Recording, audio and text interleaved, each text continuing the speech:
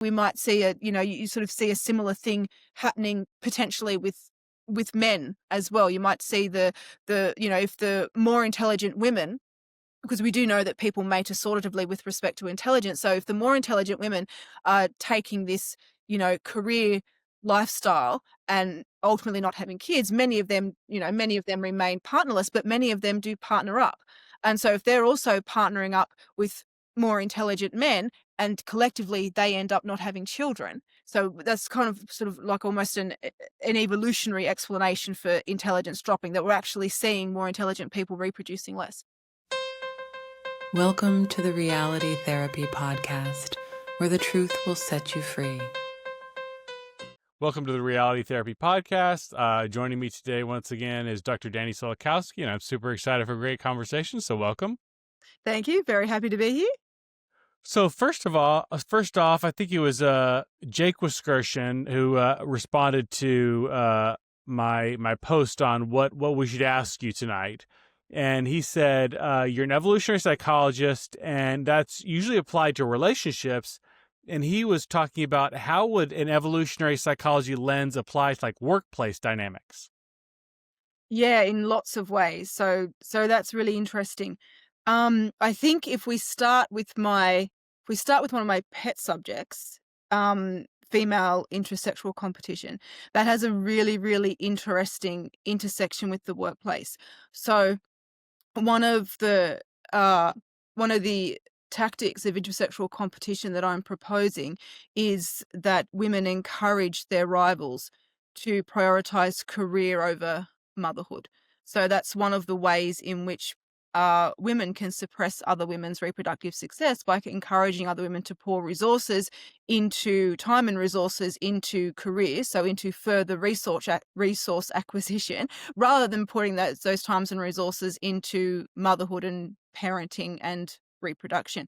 And so we see that playing out in the workplace as well, where you might expect that if women are going to be rivals in the workplace, you might think that they're just constantly trying to somehow sabotage each other's careers, but that's not actually necessarily what you see.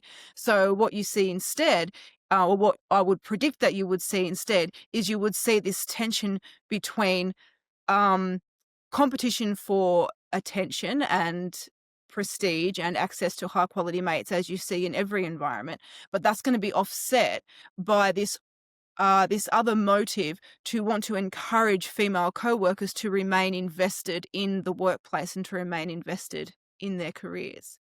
And so I think it plays out quite interestingly with female dynamics in the workplace. It's not necessarily just all about rivals and sabotage, whereas for men, the situation you would predict to be much more straightforward, because for men, the intersexual competition is largely about prestige and resources, and so is the workplace competition. So those two goals are very much aligned for men, whereas for women, it's much more complicated.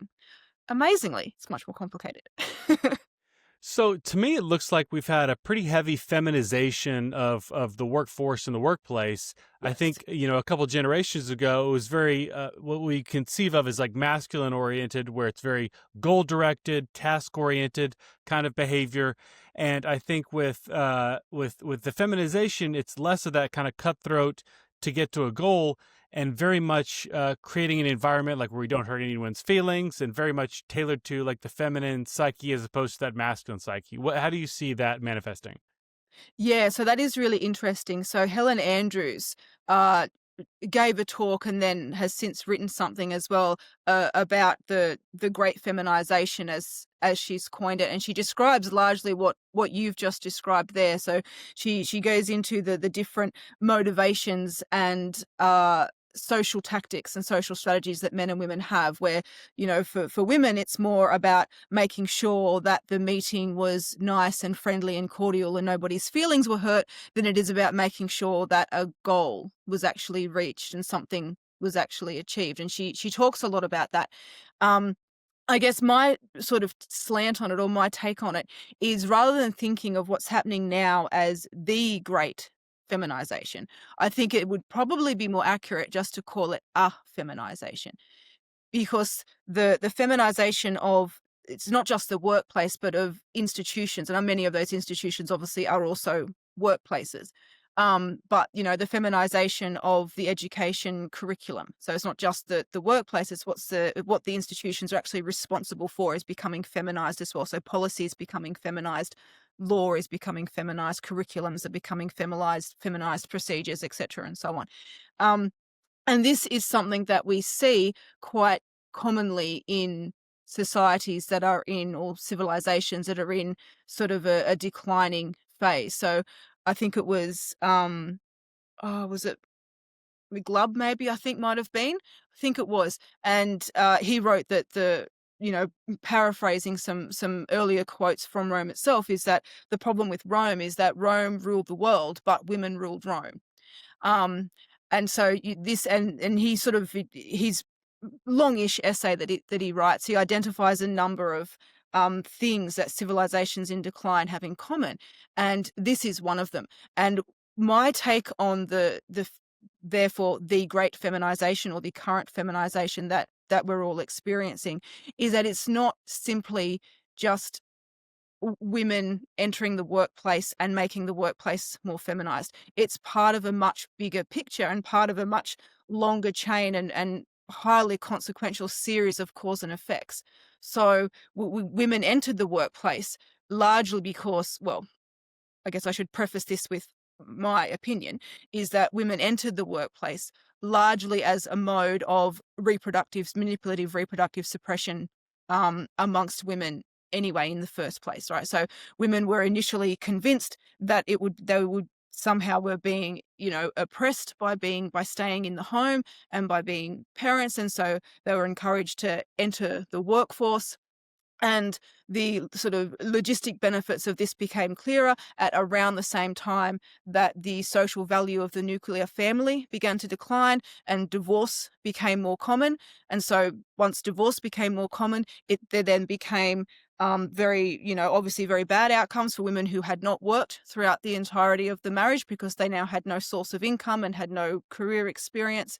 So we started seeing women investing more and more time in the workplace and less time in motherhood. And then one of the consequences of that is the feminization of the workplace and the institutions. And one of the interesting things that Helen points out, I'm sure she's not the first person to point this out, but she does point it out, is that once you get, what women are not attempting to achieve as a whole in these workplaces is gender equality, even though that is something that feminism sort of claims it's striving for. Because once women hit, say, 50%, once you get that gender equality, it very quickly races beyond that to see women dominating those industries and those workplaces. So once women effectively have got the democratic power because they control, say, 50% of the vote, they no longer institute policies and practices that maintain gender equality. So they no longer say, okay, well, what we wanted was gender equality. Now we've got that. Let's maintain it. Let's not let either of the sexes fall behind in terms of workplace representation, promotion, seniority, whatever it might be. What happens is once they hit that threshold, actually it just becomes more and more feminized. So we now see lots of critical institutions, workplaces, services, so education, health, law, psychology, therapy, and they're all now female dominated, which means that we now have these types of motives being much more important in those workplaces than motives that are actually related to outcomes and achievement. And the consequence of that is not simply a deterioration of the output of those institutions, which is obviously one consequence. If the people in those institutions are not as focused on merit, then that's going to impact output, and it does. But beyond that, what you end up with is I sort of refer to it like a critical mass of, of people who lack the merit to be in those places. And once you sort of get that situation happening, it becomes very, very difficult for an institution to maintain any kind of meritorious integrity, because you no longer have enough people in decision-making positions who are not just motivated to make those types of decisions, but indeed even able to make those types of decisions. And so you start to see, you know, just performance dropping. You start to see whatever it might be that might be the indices of performance in these workplaces, whether it's measures of efficiency, measures of outcome. We're seeing that. I don't think it's much different in the rest of the world, but certainly in Australia, we're seeing the numeracy and literacy level of children just dropping and dropping as the curriculum and the approach to teaching has become more and more feminized.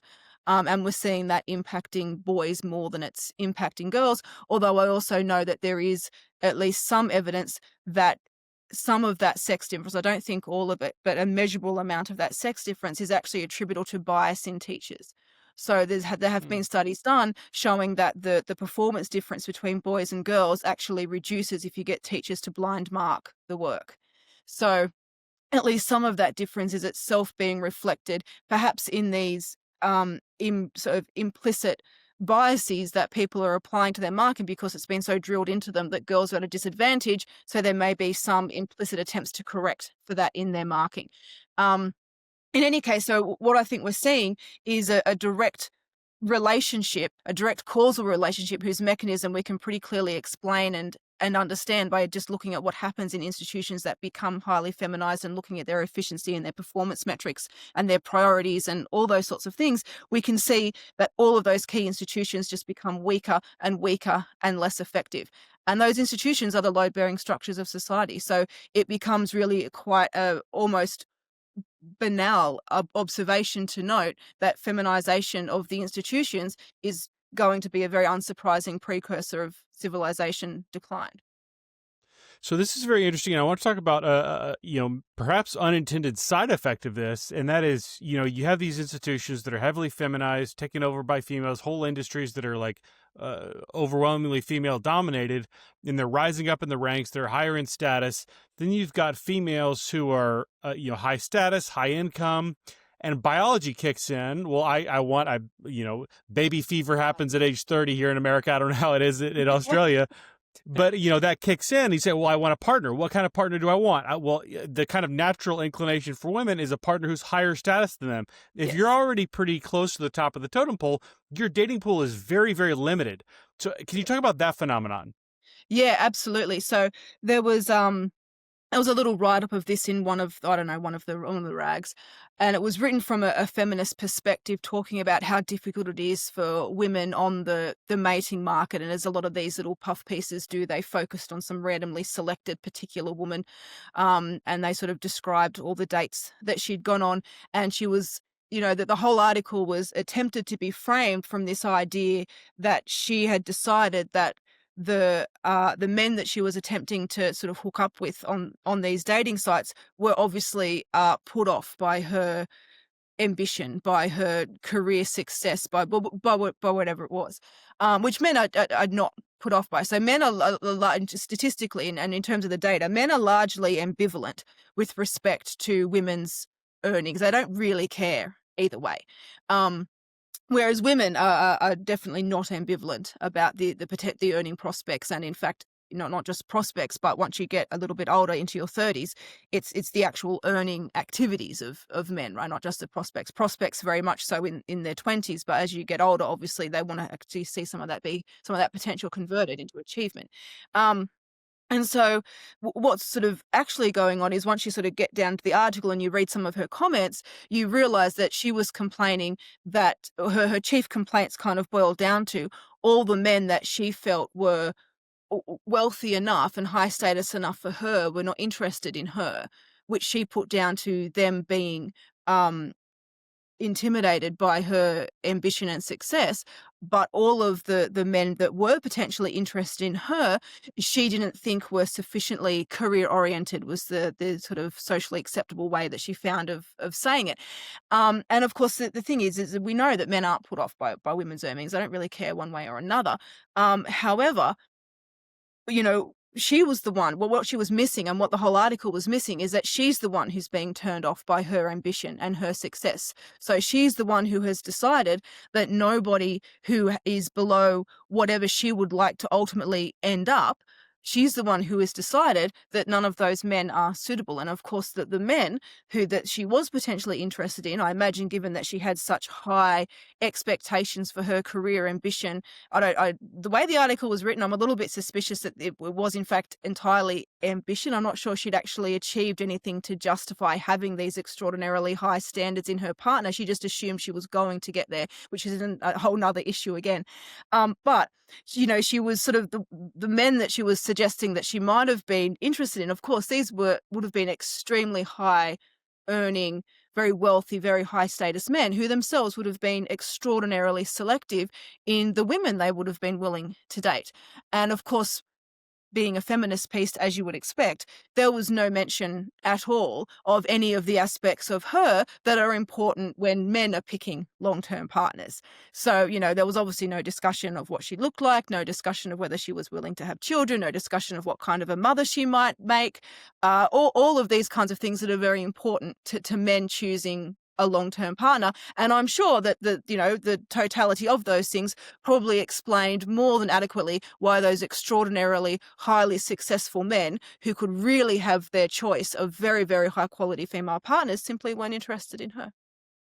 So I love that explanation. I'm thinking, I'm trying to think. I'm working on a hypothesis here, and I want to run it by you. So I think, like you said, income in a vacuum is kind of irrelevant to a man, higher or lower. But I think there's a confounding variable here, and I think a lot of women who are like higher in status, higher in income, have that kind of boss babe energy, which men interpret as like a more masculine energy. And I think they're also a lot more likely to be lower in agreeableness. And I think that disagreeableness is very much a turnoff to men. I've heard a number of women say kind of like, I want a very assertive man to kind of put me in my place. I've never heard a man say that about a woman, right? So I think that agreeableness piece is the confounding variable that I think turns a lot of men off of that boss babe energy. I think you're definitely right, and I don't know how well. I guess intuitively you might imagine there would be some positive correlation between boss babe energy, as you call it, and earnings. I'm not sure the correlation's that high. I think there are a lot of women who, perhaps like the one featured in that article, has lots of ambition, and thus perhaps acts a little bit like a boss babe, but doesn't yet have and may never will have the success to back it up. But you're probably right. There's probably a confound there.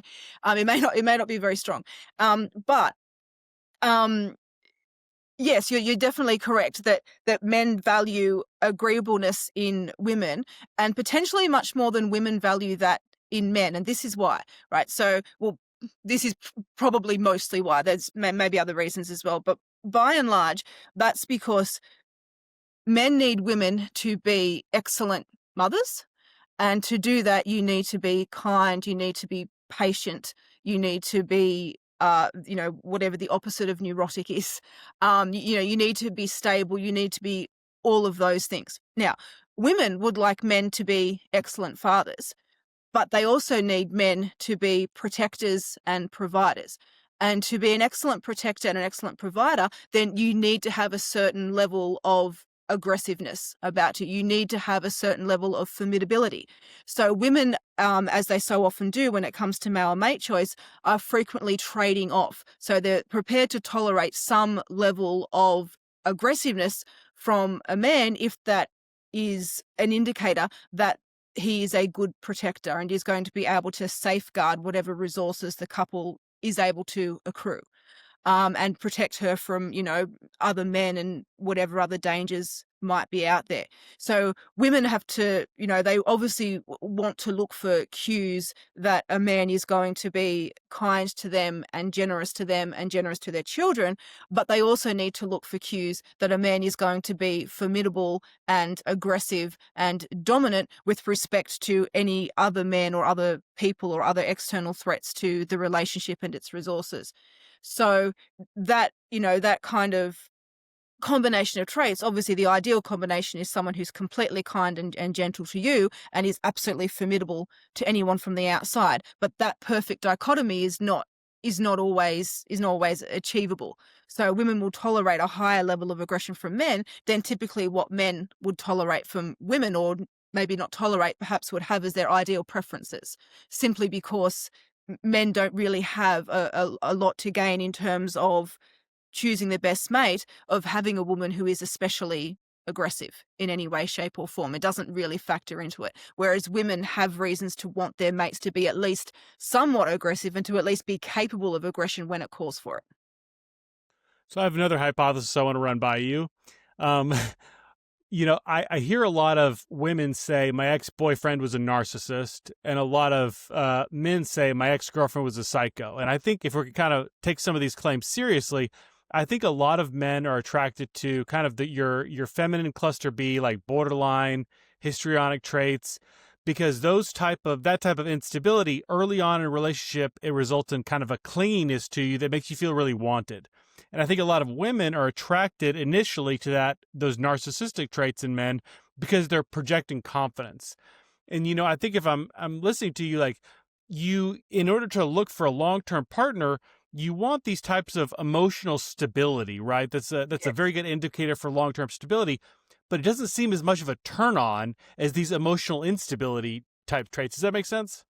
It does. And I think one of the ways in which sort of the human mating system gets around that is that everybody sort of understands and appreciates what it's like to be in love in those early stages, right? Where people sort of fall head over heels for each other and they both engage in love bombing, they both engage in the kinds of behaviors which perhaps 3 or 4 years into a relationship would then start to become a red flag because they start to become sort of a bit excessive and a little bit kind of trying a bit too hard. And I think that, I do sort of tend to consider normal variation in human personality to most likely be adaptive. And I include the dark triad traits in that. So psychopathy and narcissism and things like that. Perhaps in their most extreme forms, they're not necessarily adaptive, but there's reasonable data to suggest that they provide adaptive advantages in a number of cases, primarily when there's not too many of them. And so if there are not too many people out there who are going to be engaging in, let's just call it love bombing, kind of, excessive clinginess, making the other person really feel wanted, being super excited to see them all the time, whatever it might be, wanting to send them text messages every 5 minutes just for no reason except that you want to. If there's quite a relatively small proportion of people who are going to do that, then if somebody is doing that, it's not necessarily a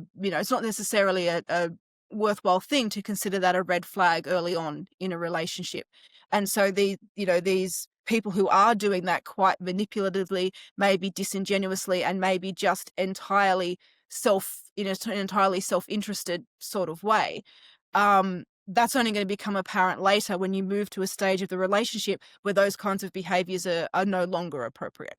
Then it becomes perhaps a little bit more obvious, which might be, regular bitterness of exes aside, and somebody's ex probably not being the best indicator of whether or not that person is psychopathic or narcissistic. But nevertheless, I suspect that people who are psychopathic and narcissistic have a lot of exes. They have a lot of relationships that last a little while, and then once it is supposed to move to a more serious stage, a more sensible stage, a more, genuinely honest and open and cooperative stage, that's when they struggle. And so I imagine those people do in fact have a large string of exes behind them, which might be why a large proportion of people claim to have at least one narcissistic or psychopathic ex in their background. So my next question is, for men, sex is an end in and of itself, and for women that doesn't seem to be true. So like if I'm a man, I pursue a certain career so that I can have a higher income, so that I can buy a fancy sports car, so that I can attract a woman. Like female sexuality or female reproductive capacity is the end game that I'm pursuing. But I think for women, a lot of times that's the end game is something beyond that, whether it's attention or some kind of information, or that doesn't seem to always be the end game for women. Yeah, so I think we can kind of consider there being sort of, both sexes have the ultimate end game of reproductive success. For men to get to there, the next level down that they need effectively is access to a willing, capable, and competent mother, right? That's kind of what they need. And for women to get there, well, what they need is they need a bunch of different things, and they don't necessarily have to get all of those things from the one person. So they need to have access to resources. They need to have access to safety and protection. Men need to have access to resources as well, but typically men go out and get those resources themselves, whereas women are much more adapted to getting resources secondarily. And whether that's through the primary male partner that they pair up with, whether that's through going out and accruing them themselves in the, on the workplace market, or whether that's accruing those resources through, a series of short-term relationships with men who have a lot of resources to splash around for those types of things. Your guy who's gone and earned a lot of money and bought himself the sports car in your question, right? That guy. And so, and what we also see is, what also plays out into this different dynamic as well is that men and women have very different payoff matrices for short-term mating relationships, right? So for a man, a short-term mating relationship, evolutionarily speaking, is probably nothing, but could actually be effectively a free offspring, that this woman who you barely know and will never see again is going to go off into the world and have this child and raise it, possibly with the help of another man who thinks it's his, or possibly without that help or whatever. But the bottom line being that it is potentially reproductive success for which men have to invest very little. And of course, the vast majority of reproductive success for both sexes comes with tremendous amount of investment typically. So, women really can't have, reproductive success without some substantial investment, even if that investment is just in pregnancy and early child rearing. It's very difficult for a female to find a pathway to reproductive success, obviously, that bypasses that. And having invested that much already, it's even quite difficult for women to find a legitimate pathway that allows them to get out of much of the rest of the 15 years of childcare that's potentially needed as well. Whereas men obviously have got that short-term liaison. So obviously that means, because even though it might be a very low probability payoff, the payoff is there and the potential costs are relatively low. It's not cost-free, depending on, if a man doesn't know the woman that he's having sex with very well, it's a short-term liaison, then he's opening himself up to a bunch of risks, sexually transmitted diseases being one of them, getting the crap beat out of him by whoever her partner might be is another. There's a whole bunch of things that could go wrong, but generally speaking, all the risks are pretty low and there's not a bad payoff matrix available. Whereas for women, the payoff matrix of short-term liaisons is very, very different. So women are, unless a woman is in a scenario where she has a long-term committed partner and access to a lot of resources, in which case she can gain from a short-term liaison if that liaison is with a man who has genes that are either substantially better or substantially different from the genes that she's going to get from her long-term mate. So that is kind of the female potential reproductive payoff of a short-term liaison. It's restricted to those scenarios where women will actually be able to successfully, and of course, even if you are in that scenario, it comes with tremendous risks. Should her long-term partner find out about that, very often she will then lose that safe environment and those resources and the willing father. So it's a higher risk strategy, even to the extent that there is a potential payoff. The majority, therefore, of women's engagement in short-term mating has completely different payoffs. And part of it is sort of the game that women play partly with each other and partly with men, in that men want a long-term female partner to be chaste, right? So men find signals of promiscuity very attractive in the short term for quite obvious reasons. That massively increases the likelihood of that actually being a short-term prospect. But for a long-term prospect, they like signals of chasteness. And so women have got to, in some way, be sufficiently promiscuous, or at least promiscuous potentially enough to get his attention in the first place, but then sufficiently chaste to at least make him go, actually, maybe this is a long-term rather than a short-term prospect. And of course, if you're not promiscuous at all, then I don't just necessarily mean actually having sex. I mean all of the flirting and the other signals that go along well before sex happens. If you're not engaging in any of that, then you're potentially not even going to be able to get his attention from the large number of women who are engaging in that. So that sets up, a sort of a payoff matrix game for women. They have to work out exactly how much signals of promiscuity do I put out there to try and just at least get these men's attention, because men are very attracted to the very large number of promiscuous signals already out there. So how far down that path do I head, versus making sure that I'm not actually then devaluing myself as a potential long-term partner? And so you've got women trying to find the sweet spot in there. And sometimes that may lead to actual short-term liaisons, and sometimes it might lead to a lot of flirting and no actual short-term liaison. And then on top of that, you've also got women who are, as you say, using sex as a form of currency. So, if we see a woman who, obviously there's actual prostitution, which is literally using sex as a form of currency. There's that. But even short of formal prostitution, we see lots of situations where women may use sex either as a sort of like, okay, yes, it's not really a relationship with good long-term prospects. We both understand that. But at the moment, I'm giving him a lot of sex and he's giving me a lot of money, and we're both quite happy with how this is going. And, both may be of the view that this is a short-term relationship that will at some point fizzle out, and that's fine. Or the woman may be in this relationship in the hope that, yeah, for the moment, that's what it is, but I think I can change his mind. I think maybe I can make this a long-term prospect if I persist, if I might be able to work my way in. So in that way, short-term liaisons may be, even though they obviously run the risk of, you potentially degrading your long-term value as a partner if you do make yourself sexually available. But if that's the only way in, then maybe it's worth doing that and then taking that gamble and seeing if you can actually keep this going long enough that maybe you can turn it into something more long-term. So women are doing, and then of course you've got the situations where it's entirely short-term and nobody is in it for anything other than, sex, money, prestige, status. These might be two people who are both, she might be very, very attractive. He might be very wealthy. One of them might be somewhat famous. Both of them are in there just for the status and prestige of what the relationship offers, and neither are taking it especially seriously. So there's a lot going on in terms of that short-term, long-term motivations and how that fits in with the mating market, and men and women have quite different payoff matrices in terms of what they're using short-term mating for. I've heard that promiscuity to chaste spectrum referred to as the Madonna whore dichotomy. Have you heard Yeah. that?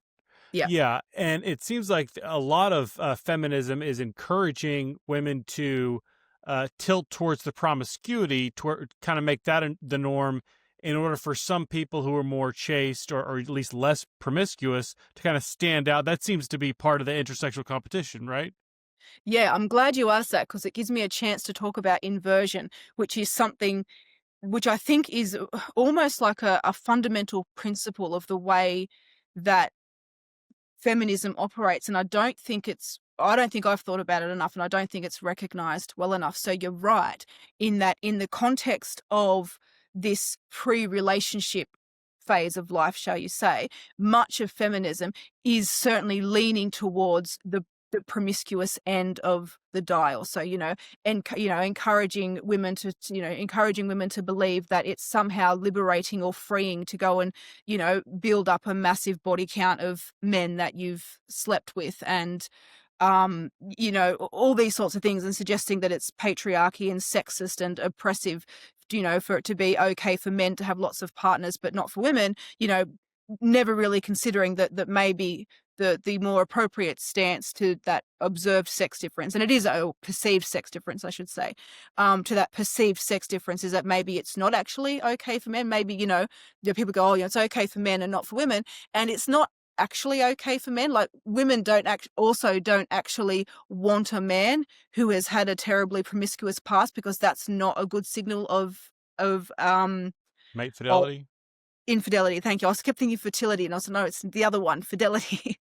It's not a good signal of fidelity if he's had a long string of partners, right? That suggests that he may be assuming that you're just going to be another one on that long string of partners. So it's not necessarily okay for men either, but feminists did a great job of convincing everybody that this was just fine for men to do and was totally terrible for women to do, and that was sexist, so therefore it should be fine for women to do it as well, which is an interesting approach for feminism to take to remove that particular perceived sex difference. The other thing to point out is that non-heterosexual liaisons aside, there actually isn't much of a sex difference there, because every single sexual liaison of that nature, provided it's heterosexual, requires a man and a woman. So the idea that men are going out and having all of this casual sex and women are not doing it because society doesn't let them was always a logical impossibility. Both sexes are by definition doing this to largely the same extent, at least as far as it heterosexually goes. In any case, so yes, women, feminists are absolutely pushing this, and the sex work is work line as well that also gets pushed, right? That's exactly the same thing. However, the other narrative that's emerging that is perhaps maybe because it's newer, because it is just emerging but isn't talked about enough, is that feminists are very much pushing the Madonna end of that continuum once women are in long-term relationships. So the other dynamic that we're seeing coming out is, so now that, now when it's adaptive for women to be, moving very much down the whore end, if you like, or let's just say the more promiscuous end, once you're in a long-term relationship, one of the best things you can do for the ongoing health of that relationship and the ongoing fidelity of that relationship is to have a lot of sex. One of the best predictors of that happening. All of a sudden we see feminists now, suggesting that, women shouldn't have to do that much labor in relationships, and that women should not be, should not just assume that they should be sexually available to their husbands, and that, if women are not, not in the mood or tired, then they shouldn't do it, and that having to look after looking after their male partner is, unpaid or uncompensated emotional labor, and all these types of things. So we're seeing a real inversion of that chaste promiscuous continuum, where in fact, from an adaptive perspective, the way that women can actually maximize their mate value and maximize the productivity of their long-term relationship is to try to stay as far down the chaste end as they can, whilst obviously having to give up something in order to just get some men's attention and whatever in the first place, to stand out from other women or whatever it might be. So, but, it's in your best interest to stay as far down the chaste end as you can while you're single, but then to be able to be as far up the promiscuous end while you're in a long-term relationship, because that's one of the best predictors of a healthy long-term relationship. And so what we're seeing feminism do is inverting that. They are, valorizing short-term casual sex for women, and they're attempting to demonize what would be healthy levels of sexual contact between married couples and people in long-term relationships. And I think that's an inversion that doesn't get spoken about enough, maybe because the second half of it is not as old as the first half. It hasn't been around for as long. It's a more recent thing, but I'm seeing it. And of course, once you start seeing things, you then notice them more and more. But I'm noticing more and more these various, left-wing rag puff pieces about the work that women do in relationships, and women shouldn't have to do this and shouldn't have to be sexually available to their husbands, and they shouldn't have to do this and all this sorts of stuff. And that is part of that inversion that feminism does. Mm. Well, yeah, that some of this stuff seems just really blatant. Yeah. Yeah, I mean, I think once you see it, I think it is really blatant, but it does also seem to have so much traction.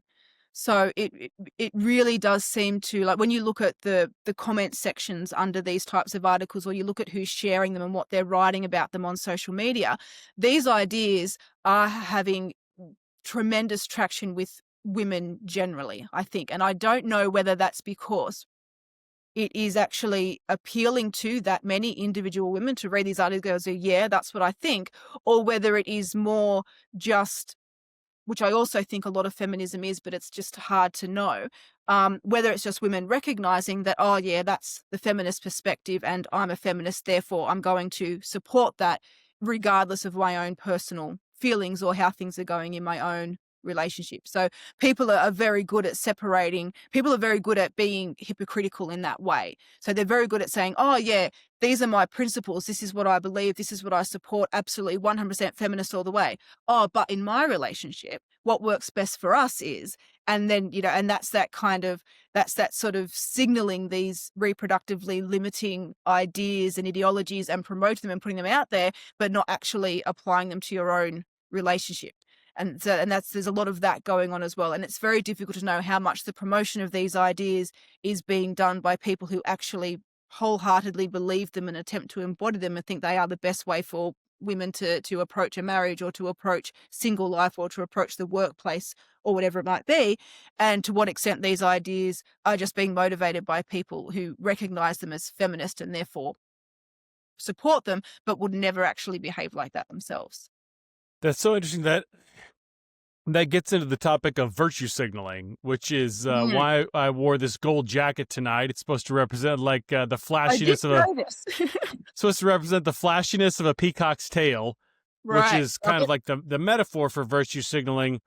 That I'm having this flashy behavior of like, yes, I support sex work as work and all this stuff like that. And then in my personal life, I have two reproductive strategies. There's the public facing one where I virtue signal that I like all these things that are going to hurt your reproductive strategy. And then I'm behaving completely differently at home.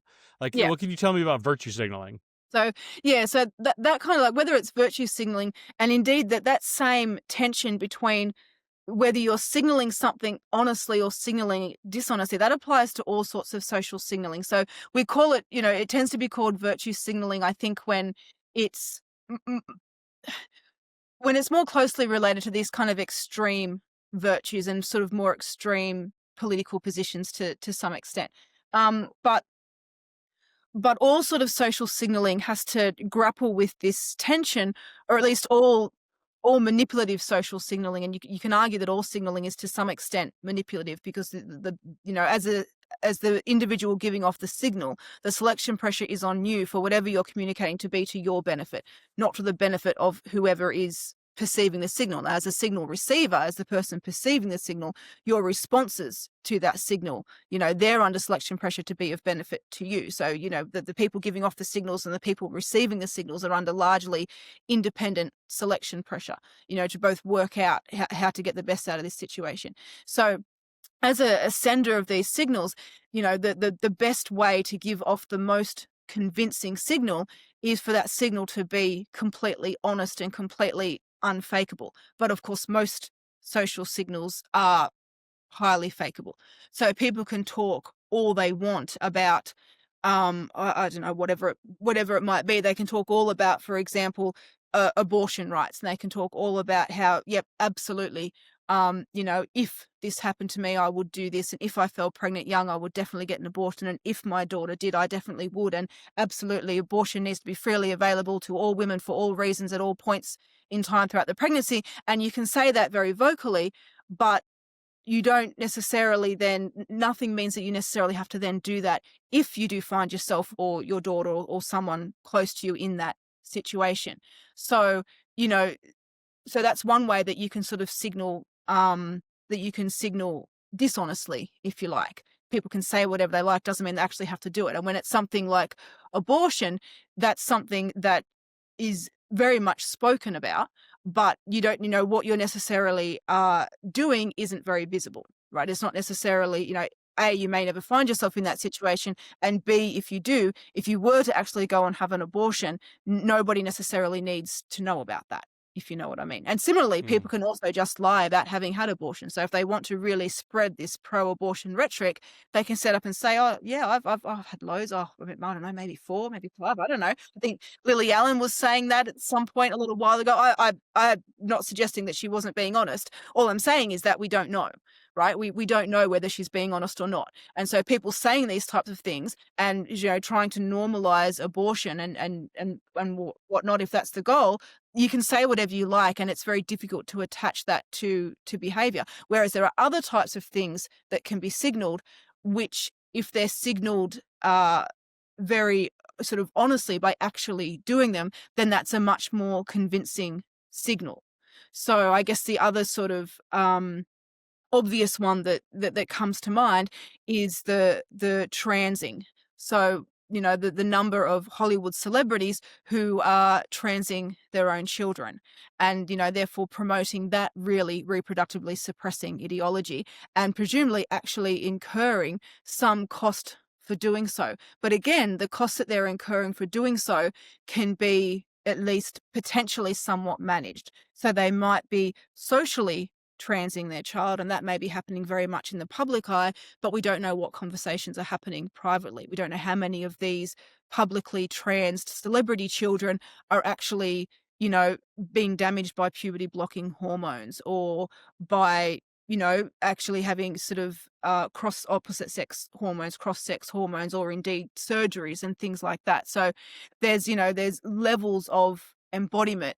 You can increase the cost you incur yourself in an attempt to spread, increase the reproductive cost you incur yourself in an attempt to spread these reproductively inhibiting ideologies.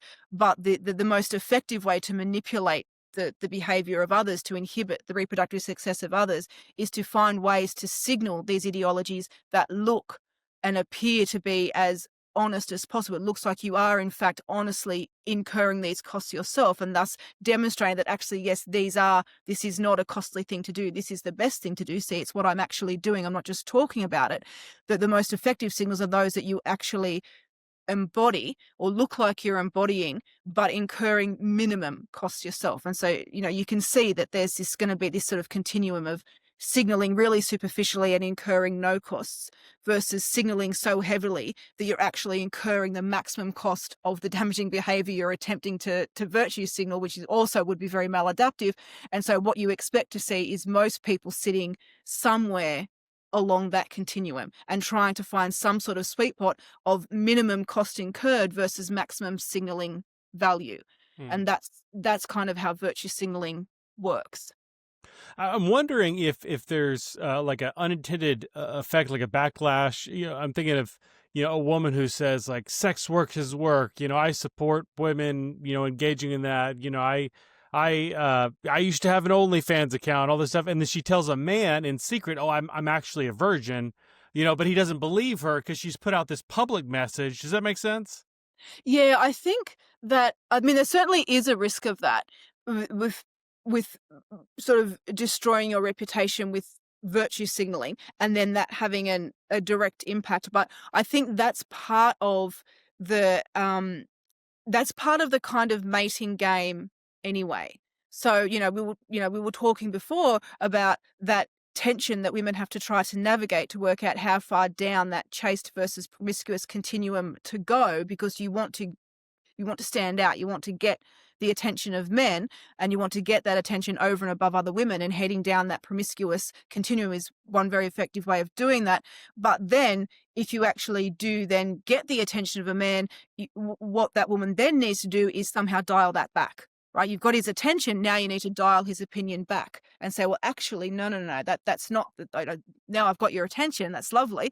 Stay there for a minute, just while I just rearrange myself a little bit, and now present as something different. So that is not that uncommon, I think, in the mating market anyway. So often the signals that are given out to rivals, and men do a similar thing. So men attempting to be bullish and aggressive towards other men. Women, as we said before, have some tolerance for men who are aggressive, but they don't want men to be excessively aggressive, because that invariably presents a danger to them and their children as well. So frequently, men may be able to be really bullish and aggressive and be really successful at competing out all the other men, but then they turn off a lot of women doing that, or at least may have some making up to do with the women having seen them behave like that. So that happens a lot anyway, just in the normal social signaling, sexual signaling type thing. Often the signals you want to give out to your sexual rivals are not really compatible with those that you want to give out to the opposite sex. And so both sexes have to navigate, how strongly do I want to compete with my rivals at the risk of actually turning off the mates I'm trying to attract in the first place. And so, yeah, what you're suggesting is certainly something that could happen. But because this kind of signaling game is happening all the time, everybody as a potential partner and a potential receiver of these signals also understands that there is a lot of ambiguity, a lot of ambivalence, and even potential outright dishonesty amongst all of these signals. So everybody is also at least somewhat prepared to forgive some, sort of excessive signaling behavior in a prospective partner, because both sexes, women understand that that guy might have just been being especially aggressive in that situation. That is not necessarily how she's going to treat him. And men may understand that, yeah, okay, she has this past, or she has this history, or said she did, or whatever, but that doesn't necessarily mean that that's who she is now, or that all those rumors are true.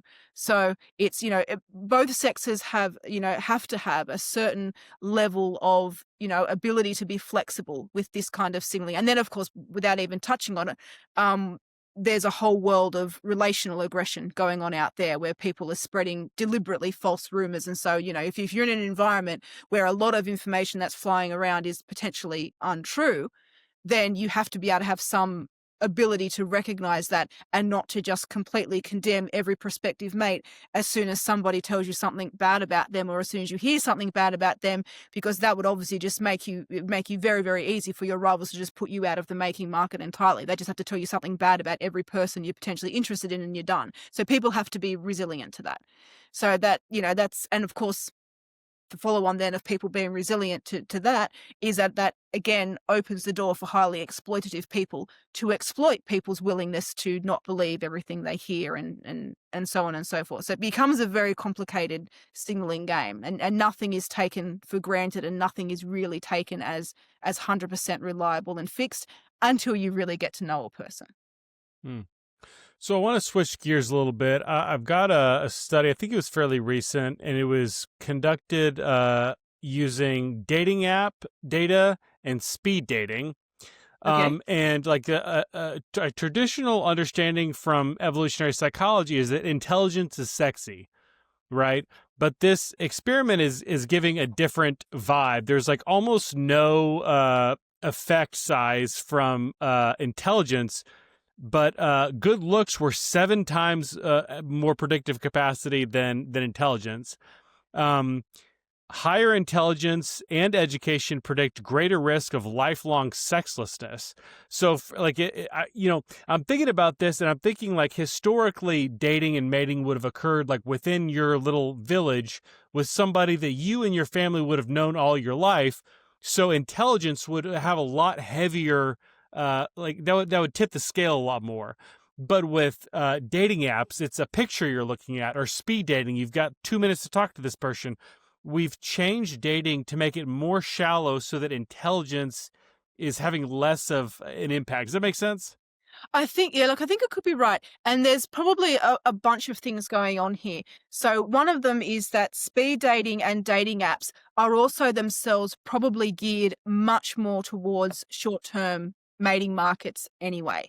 So no doubt there are people on dating apps and who go to speed dating with the goal of that being ultimately attempting to find a long-term partner, but the dynamics of those markets are probably shifted much more towards the short term. And so that means that we're going to see the preferences and the success in those markets reflect what people want much more for a short-term partner than for a long-term partner. And so again, physical appearance is very important. And when you've only got a small amount of time, or as you say, a photograph and a thin slice of a person to make a judgment about, that means that it's much harder to judge their actual intelligence, right? So that's not surprising that intelligence doesn't explain a huge amount of the success in those environments, because you don't have a lot of time to assess that, and a lot of the cues that you might use to assess that are either absent, or at least in the speed dating they're potentially present, but you don't get a lot of time. So vocabulary is one of the more reliable cues of intelligence. If you're not actually engaging verbally with someone for very long about some sort of a range of interesting topics, you don't get to assess their verbal intelligence, or their general intelligence, or anything like that. So it's not that surprising. But the other thing that is sort of interesting about intelligence is that we are now, I think, in a reverse Flynn effect. So intelligence is no longer increasing. It is now, depending, I mean, I haven't sort of looked at the data and scrutinized it myself or anything, but I've heard a few people claim this, and I'm assuming it's reliable. I've heard a few trustworthy sources claim it, I should say. So I'm assuming this is reliable, that we are now seeing a reverse Flynn effect. And so it could, in fact, and so it might, in fact, also be that more intelligent people now are actually having less reproductive success and less success on the mating market. So, for example, if you've got women who have these really overblown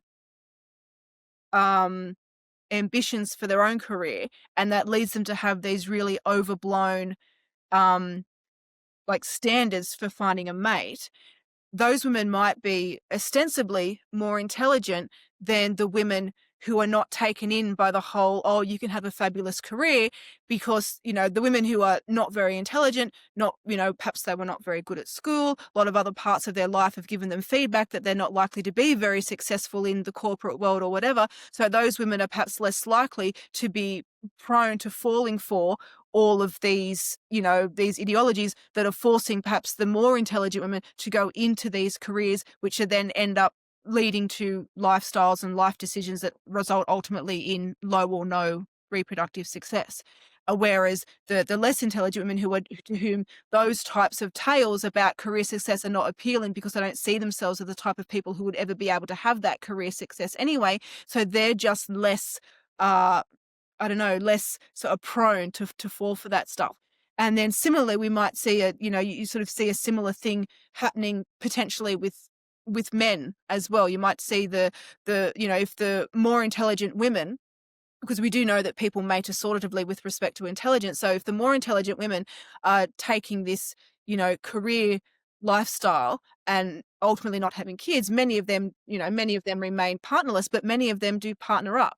And so if they're also partnering up with more intelligent men and collectively they end up not having children, then, so we can sort of see that. And I think another thing, so that's kind of sort of like almost an evolutionary explanation for intelligence dropping, that we're actually seeing more intelligent people reproducing less. That's one. I think another way of looking at that, I think, is that a huge part of intelligence is environment. It is education. It is what, people actually learn to think logically, and they learn logical reasoning skills, and they learn to do that in a quite complex way. And so even though there's reasonably good evidence that intelligence is also, to some extent a reliable individual difference, there are some people who are just inherently more intelligent than other people, and that reliably differs across people. But a big part of it is also, what you actually train your brain to do and how you train yourself to think. And so if our education systems are just declining in their integrity and their efficacy, then we also would potentially expect overall intelligence to decline as well. So I think there's possibly a lot going on there. And I don't know how much of the actual declining intelligence is related to what's been observed in that particular study. I would think that particular study might be best explained just by thinking about the type of mating market that you have on dating apps and speed dating, and the cues of another person's quality that they have access to. So the physical cues are obviously there in speed dating and on dating apps with photographs and whatnot, whereas a lot of cues to these other things, it just takes a little bit more interaction with a person to be able to perceive it. And if you can't perceive it, it obviously can't influence your decision making. Hmm. Can you tell me why there's no market for heterosexual male prostitutes? I think it's just because women set the price of sex. So, it almost invariably there are more men willing to engage in short-term sexual liaisons than there are women, which means any women who do want to engage in short-term sexual liaisons are going to be able to find men willing to do that. Whereas men wanting to engage in short-term sexual liaisons, most of them are just not going to be able to find women willing to do that. And so that creates a market. So for male heterosexual prostitutes, it's really hard. Basically, there's no market because there's too many men willing to do it for free, is basically Amateur competition is undercutting the market. Exactly, that's right. Exactly, that's right. There's too many amateurs out there. I don't know what a male heterosexual prostitute would have to do to be worth paying for, but obviously they haven't figured it out yet because they haven't managed to carve themselves out of market. I like that answer. So I've got one question left, and it's just kind of when you look at the world just recently, what are some events or situations happening that you think can be explained by your theories of evolutionary psychology or female intersexual competition? Oh, look, so much of it. I think so.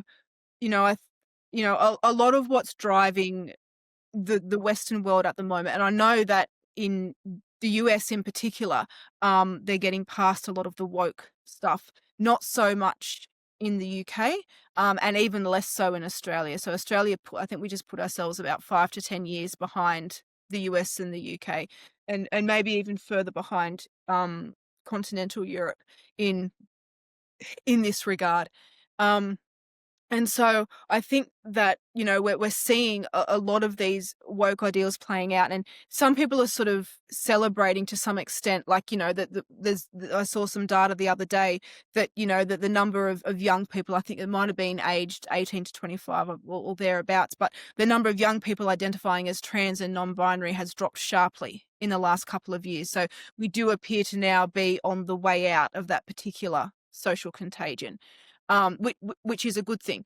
But I think that the reason why it's on the way out is really simply just because it's not true, it's not accurate, and you can only, hold back reality for so long. But the reason why these types of things rose in prominence in the first place is because we've got high levels of manipulative reproductive suppression. We've got high levels, therefore, of feminization in the institutions, which means that institutions are geared towards pushing, all of the ideologies and principles that limit female reproductive success. And so anything that bubbles up to the surface and rises up that fits the bill is potentially at risk of becoming a social contagion. And so that's where that's why the trans thing got such traction for such a relatively short period of time in the end, assuming that it is now on the way down. It's a relatively short period of time that's been there for, but it got such traction and whipped up really quite quickly. And I think that's because it sort of ticked a lot of boxes. So it ticked the pushing society further down the sexual vulgarity route. So, wound up in a lot of that trans culture was also if you look at the pride marches, it's become, many of those have become sort of, fetishes on display. It's not just about sexual orientation anymore. It's all these separate groups, the furry groups and the blokes who get out there in their leather dog masks and whatever else. And so, anything that pushes society further down that sexual vulgarity is going to have a chance at rising in prominence. Then it was obviously actually a direct attack on sexual dimorphism. And so that is also going to rise up to prominence, because that's a very effective way of limiting reproductive success. And then it involved actual sterilization of children. So, it ticked a lot of boxes for the kind of thing that you would expect to become a social contagion. And so it's risen up and it's going to fall away. But we shouldn't think, I don't think, that there isn't going to be more of these in their place. So my kind of way of looking at a lot of these things is that as the civilization becomes more and more feminized, unless something happens to change course. And I'm not sure. I mean, obviously, the US is changing course in a lot of ways from that at the moment, but it's a little bit like turning around an ocean liner. I don't know if it can change course in enough ways to actually make a difference in a short enough time. So we'll see. It's very interesting to watch, but we'll see what happens there. Whereas countries that don't even look like, Canada is so much further down the rabbit hole than the US and has not even looked like changing course. So, what's coming out of Canada is extraordinary as well. And so I think we're just going to continue to see more of these damaging, ideologies rising up, social contagions rising up, pseudoscientific, trying to sort of think of a better word than social contagion, movements, I guess, because they're not necessarily sort of socially contagious, but just these movements kind of rising up, and it's just sort of going to keep happening. And none of them has the legs to last especially long, because they can ultimately be disproven and the harm of them can be shown, and eventually they then sort of each one falls away, but each one itself does some damage in terms of just shifting the normalization window of what we might accept and what we might do. And so, yeah, I'm not especially optimistic, I don't think, at the moment about what the next, 15 to 20 years holds for, Canada, the US, the UK, Australia, much of continental Europe. But I think that, I think that Helen Andrews did a really good job of explaining how widespread and how damaging what she called the great feminization is. And I think she's bang on about that. And I think what I add to her explanation is an explanation for why the great feminization is happening. And unfortunately, part of that explanation is that it's not a bug of the human social system, it's a feature.